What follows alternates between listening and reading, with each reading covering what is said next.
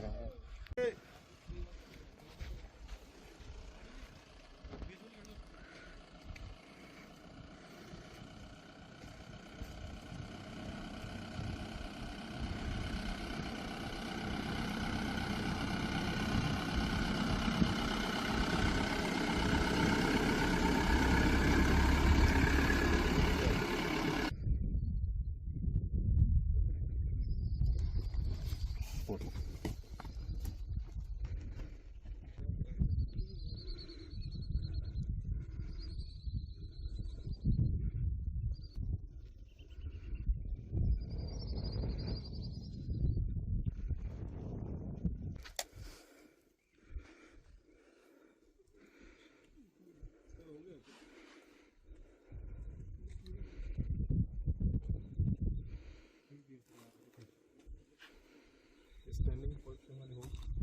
Fire.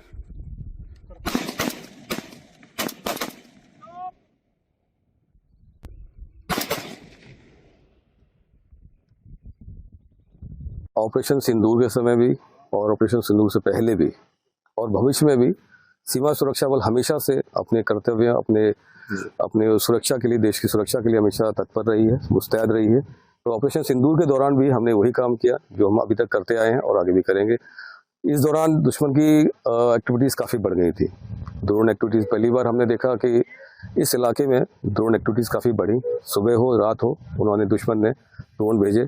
हमने अपने जो दिए गए उपकरण हैं उनका इस्तेमाल किया, सही इस्तेमाल किया और टैक्टिकली डिप्लॉय किया। और जहाँ जहाँ हमें उनको लगा कि ड्रोन यहाँ से गुजर रहे हैं, उनको हमने अपने उपकरणों के द्वारा उनको न्यूट्रलाइज भी किया।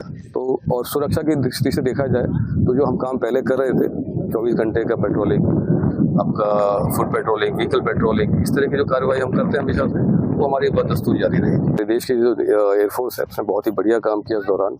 उन्होंने बहुत काउंटर पार्ट के बहुत से एयर बेसिस को नुकसान पहुंचाया। ये हमारे लिए फख्र की और गर्व की बात है।